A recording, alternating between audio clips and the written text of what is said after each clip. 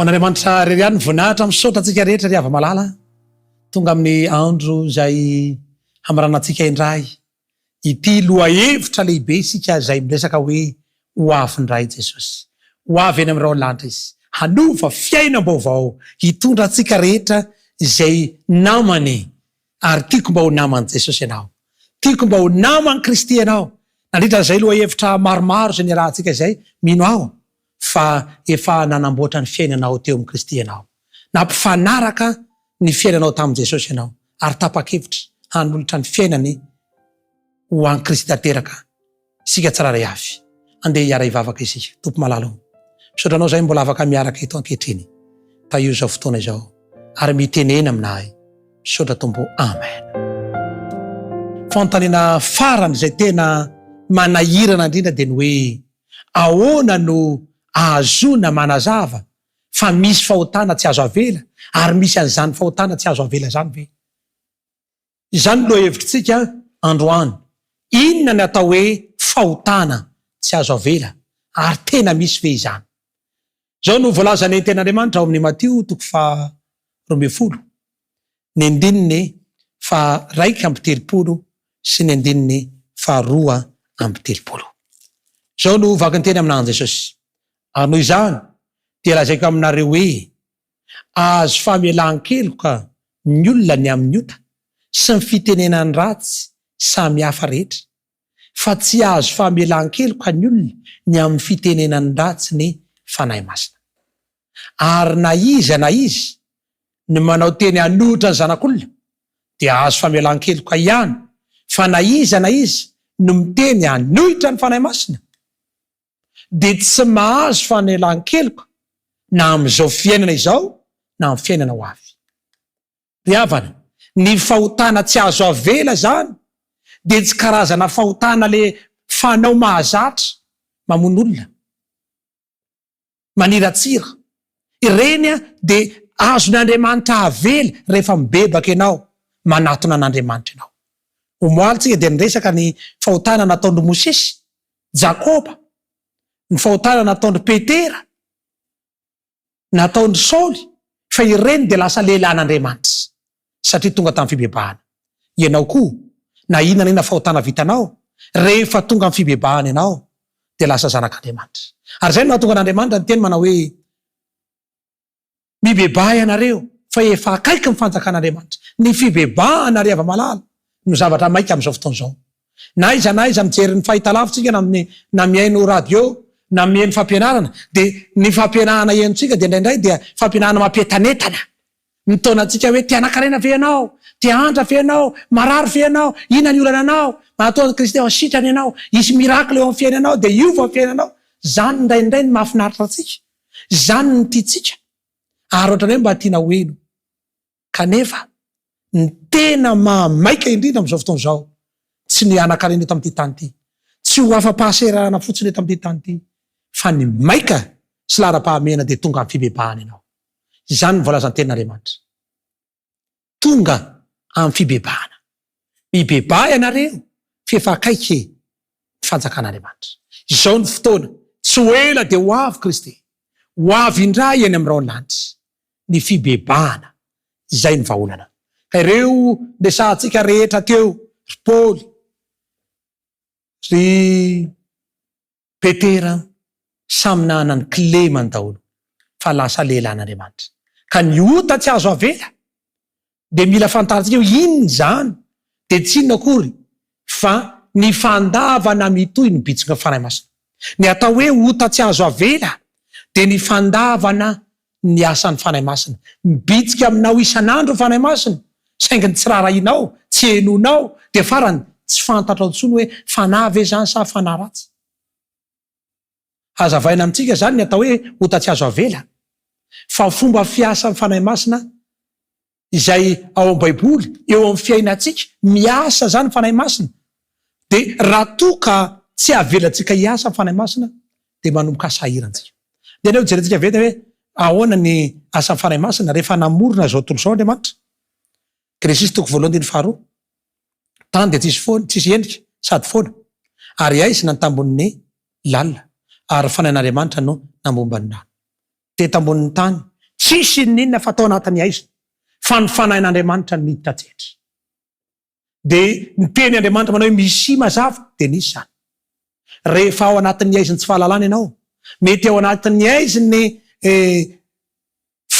fahasairanana ianao, aiziny zao tontolo zao, tsy hainao ny atsimo sy avaratra, maizina aminao ny tany aman-danitra, de mila mifanahy masina ianao. Tsy hainao hoe inona ny marina, mila mifanahy masina ianao. Ary rehefa nandray mifanahy masina dia nomen'Andriamanitra hery. Izay nandray azy de nomena hery, tonga zanak'Andriamanitra. Mifanahy masina zany de persona anankiray, fahatelo, Andriamanitra ray, zanaka ary mifanahy masina. Manana maha izy azy, Andriamanitra izay manana maha izy azy. Jaona 4:9, izy dia hapiaiky izao tontolo zao ny fahotany sy ny fahamarinana ary ny fitsarana. Asa mifanahy masina zany ny mampiaiky ny olona ho amin'ny fibebahana. Ny olona anankiray tonga amin'ny fibebahana, asa mifanahy zany. Tsy misy olombelona nibebaka kanefa tsy mifanahy nitarika azy, fa mifanahy masina de mitona ny olona ibebaka. Izy dia hapiaiky izao tontolo zao ny fahotany sy ny fitsarana. Zany ny asa mifanahy masina, manome hery ny fanahy masina mba hierovantsika ny fakapanahy. Zany ny asa mifanahy masina. Manampy tady ny fomba rehetra ny rivotra mitsoka am'izay reny izay tiany, nefa tsy fantatra zay avy sy aleny, de toy izany ny fanahy masina. Miasa, tsy hitantsika hoe aiza io fanahy io, fa miasa izay tsy taza maso, miasa amin'ny tsy tazana mba hiarovana atsika, mba miasa hitari-dalana atsika amin'ny fahamarinana. Ary ny fanahy masina no mitarika atsika any amin'ny fahamarinana. Hoy ny tenin'Andriamanitra, izy nitari-dalanareo amin'ny marina rehetra. Asa amin'ny fanahy masina zany. Ary zay ilantsika amin'ny fanahy masina. Mangataka amin'ny fanahy masina tsika hitari-dalana atsika. Ho avy Kristy eny amin'ny raha olo-lanitra. De hoy ny tenin'Andriamanitra hoe izy Kristy sandoka, mpaminany sandoka. Raha misy miteny manao hoe ary izy aza mino, aza makany. Raha tsy manana fanahy masina eo de voafitaka. Ary izay ny ilaitsika ny fanahy masina. Fa ny fanahy no fantsom-pifandraisana amin'Andriamanitra. Hoy ny Jaona 4:10, fa raha tonga ny fanahy fahamarinana de izy ny hitari-dalanareo amin'ny marina rehetra. Tsy hiteny ho azy izy, fa izay reny de ho lazaina aminareo, ary ny zavatra ho avy aza de ambarany aminareo. Mitari-dalana ny fanahy masina, ny mitona atsika eo amin'Andriamanitra. Ahoana ary no ahafeno ny fanahy masina ako? Inona ny atao mba hahatonga anao ho feno ny fanahy masina? Asan'ny Apôstôly 2:9, aitsika tsenjery zany teny zany, mahafinaritra. Asan'ny Apôstôly 2:9, fa azo hery ianareo amin'ny latsahan'ny fanahy masina aminareo. Ny fanahy masina de manome atsika hery. Lasa vavolombelona Jerosalema, Samaria hatramin'ny farantany. Vavolombelona naiza ale atsika, tsy menatra mijoro vavolombelona. Mahatonga anao mbola menamenatra tsy samy toro filazantsara de azadino. Fa tsy ampy ny fanahy masina. Ary ny olona mitoro filazantsara menamenatra de mila mangataka ny fanahy masina. Fa asa ny fanahy masina no ataotsika. Satria asa masina de mila ny fanahy masina. Manome hery atsika. Jaona 4:12, 12:10. Raha ty ahy ianareo de hitandrana didiko. Ary izao angataka ny ray, ary izy ame anareo ny mpananatra ho aminareo mandrakizay, de ny fanahy amin'ny fahamarinana. Ny fanahy masina no mahatonga atsika hatandrina ny didin'Andriamanitra. Aza mandeha amin'ny herin'ny tena hoe tsy jangajanga zany raha pitso ihany ianao de voan'ny Satana. Zany ndray dia tsy andainga zany tsony afaka 2 minitra ianao de efa ianao no andainga voalohany amitaka. Raha vao mandeha amin'ny herin'ny tena ianao de voafitaka Satana. Fa ny fanahy masina no manampy anao, manampy ahatandrina ny lalàn'Andriamanitra. Izay no ilaitsika hoe mila mitandrina ny lalàntsika. Sarotra ane zany hoe hitandrina ny sabata zany. Tandrina ny sabata. Ny olona miasa, raha ohatra ianao ka miasa sabotsy dia ataoko avy roa eny ny karama. Raha ohatra ianao zany ka tsy manana fanahy masina de voafitaka any. Mila manana fanahy masina tsika, satria io no manampy atsika hitandrina ny didin'Andriamanitra. Asan'ny Apôstôly 5:12, hoy ny tenin'Andriamanitra, ary izahay de vavolombelona zany zavatra zany. Ary ny fanahy masina koa izay efa nomen'Andriamanitra ny manaiky azy. Miaraka amintsika zany ny fanahy masina, ary zao izay rehetra manaiky an'Andriamanitra de meno ny fanahy masina. Fanahy masina zany tsy hoe avelan'Andriamanitra miparitaka eny am'izao vahoaka rehetra zao, fa izay rehetra miaraka aminy manaiky azy de meny azy. Zany ny asan'Andriamanitra. Izay ny mahafinaritra. Meteza anaiky an'Andriamanitra. Ny fianonan'ny fanahy masina de midika hoe manana fotena tian'i Jesosy ianao, manana saina feno ny tenin'Andriamanitra ianao, ary manana fanapahan-kevitra hiaraka amin'Andriamanitra, hanaraka ny fahamarinana. Zany natao hoe miaino ny fanahy masina. Raha te hiaino ny fanahy masina ianao zany de zavatra telo ny atao. Voalohany, tena tian'i Kristy amin'ny fonao rehetra. Faharoa, fenona ny tenin'Andriamanitra ny saina. Fahatelo, de manaraka an'i Kristy amin'ny fahamarinana. Fa tsy hoe mandeha anjonanjony fotsiny. Io ny efa fomba mindrazana. Raha aman-dreninay efa taony mivavaka taloha, io na zatranay hatramin'izay. Mahamenatra zany. Raha mandeha any zay, fa aleonay eto ihany. Ny marina raha tsy manaraka olontsika, fa manaraka an'i Jesosy. Tsy manaraka ny foto-kevitra, fa manaraka amin'ny Baiboly. Zany ny tokony atao. Salamo 1:10, 1:10. De hoy ny tenin'Andriamanitra: aza manery ahy hiala eo anatrehanao, ary aza manaisitra amin'ny fanahinao masina amiko. Fa afaka nataon'i Davidy zany. Nangataka hoe Tompo, aza esorina fa meteza hiaraka amiko, aoka ny fanahy masina ataoko. Tsika mila feno fanahy. Tandremo nefa fa mahatonga atsika ho mafo ny ota miverimberina. Kristy manao ino zao mandondona ao am-po, de misy miaino varavara de miditra ao aminy hiaresaka avy aminy.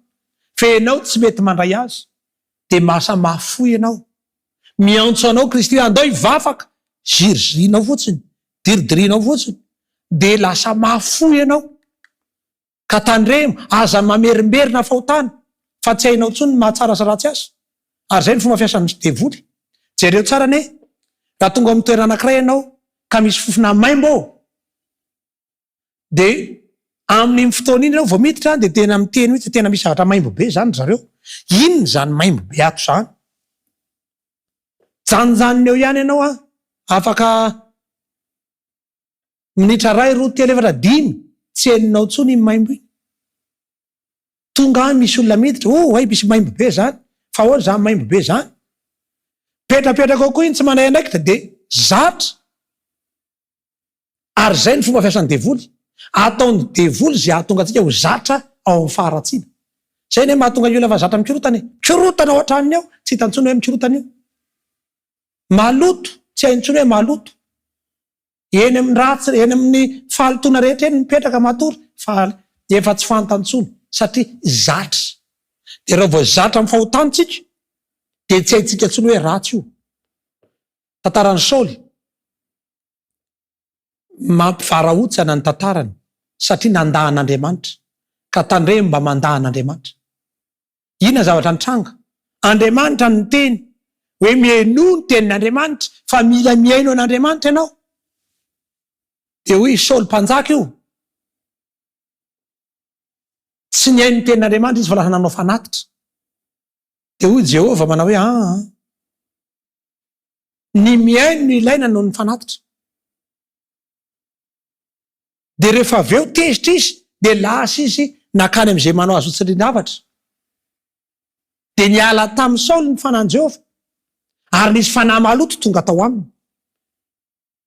Rehefa tsy miaino ny tenin'Andriamanitra ianao, de aza adino fa lasa misy fanahy maloto miditra ao aminao. Zay zany zavatra misy. Ny rahan'Andriamanitra natana i Samoela ananatra azy hoe tsy mety zao ataonao zao. Fa hoy Samoela, sitraky Jehova moa ny fanatitra odorana, fanatitra alatsadra, mihoatra noho ny miaino ny feon'i Jehova. Samoela 1:12, 1:12. Satria tsy mety miaino ny feon'Andriamanitra Saoly. Mpanjaka de zay tiany atao ny atao, tsy miaino an'Andriamanitra. De nanariny Samoela moa sitrak'Andriamanitra fa mifanatitra sy ny dorana sy ny alatsadra. no ny miaino feon Jehova. Ry ava malala mila miaino feon'Andriamanitra ianao. Andao hiaino feon'Andriamanitra e. Ny manaraka ny tsara no ny fanatitra, ary miaino ny tsara no ny saboran'ondry. Izany ny tenin'Andriamanitra. Mila manaraka an'Andriamanitra. Ahoana ny voalaza ny tenin'Andriamanitra? Andao arahana. Voalaza ny didy folo, andao arahana. Voalaza ny soratra masina, andao arahana. Aza miadefitra amin'ny fahamarinana. Devoly dia mitady fomba rehetra ahatonga antsika adefitra. Dia ny efarany, Samuela 2:24 fa ny fanahin'i Jehova efa niala tamin'ny Saoly ary nisy fanahy maloto niditra taminy. Rehefa tsy manaraka ny tenin'Andriamanitra tsika, izay nolazay ny tenin'Andriamanitra, dia tonga ny fanahy maloto miala ny fanan'Andriamanitra. Ry havana ankehitriny, tianao Jesosy, mateo miazo fijaliana, ary ho avy indray eny amin'ny raolanitra. Miantso atsika Andriamanitra. Fantatr'Andriamanitra fa malemy, tsy manan-kery isika, kanefa mahazo antoka isika noho ny fitiavan'Andriamanitra.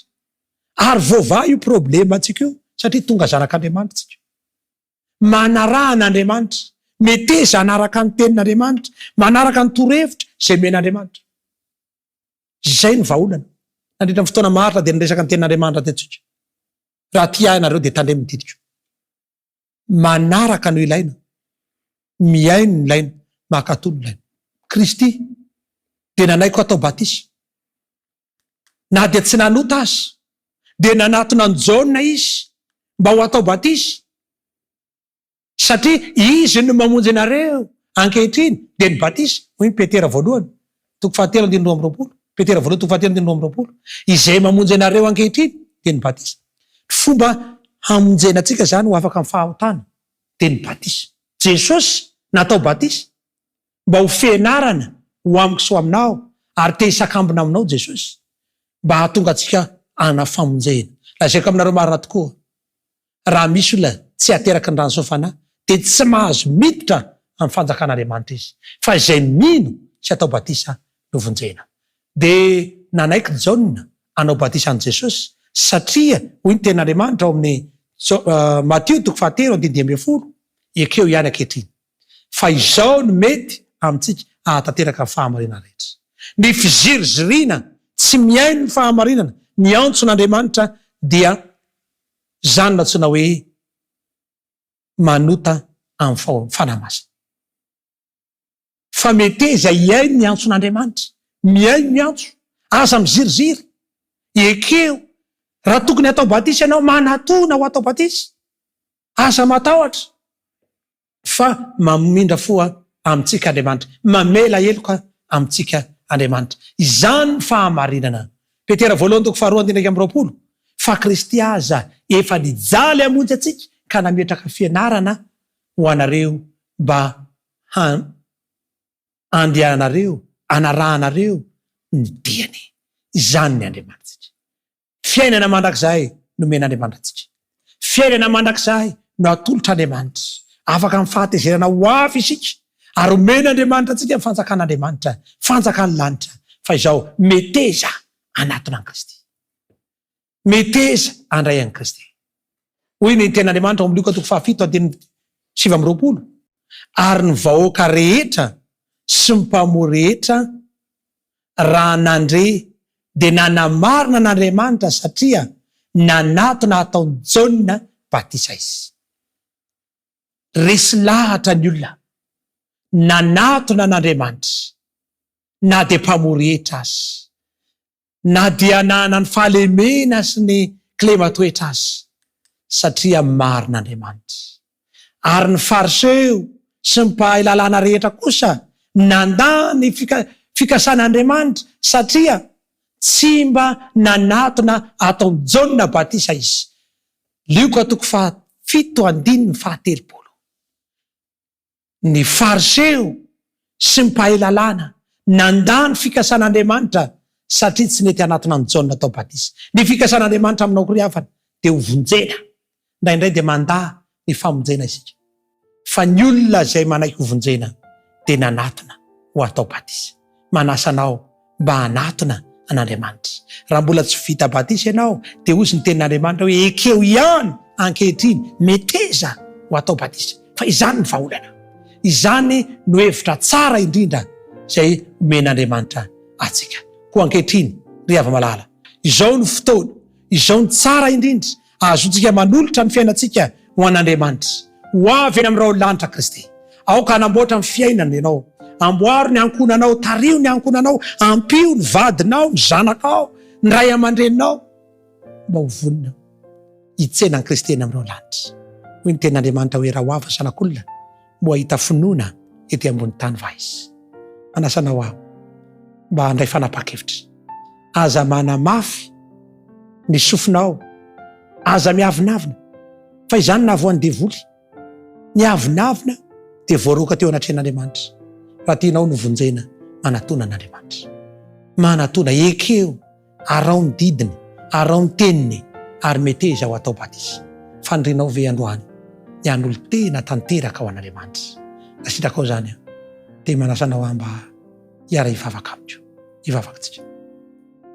Ray masina tsara misaotranao no ny teninao. Manolo tena ho anao zay ankehitriny. Tehirizo ao aminao fanapa-kevitra ahy. Mpanota zay Tompo, fa tapa-kevitra andray anao. Ko raiso Tompo, raiso ho anao zahay. Ary tehirizo amin'ny fahamarina mandrakariva. Misaotra Tompo. Amen. Rehefa malala, faniriko raha ho avy eny amin'irao lanitra Kristy. Aoriana zao fotoana zay rahantsika miandra ny ten'Andriamanitra zao. Raha ho avy izy dia tsisy ho verina iray azy fa hitsenan'ny Tompo eny amin'irao lanitra isika rehetra. Tahin'Andriamanitra ny ianao, tahin'Andriamanitra isika rehetra. Manasanao aho mba hanatona ny fiangonana Adventista tandriny andro fahafito. Raha misy fanontaniana na mahalilanao mba te hanolo tena ho an'Andriamanitra ianao, dia misokatra ho anao ny fiangonana tahanao an'Andriamanitra. Amen.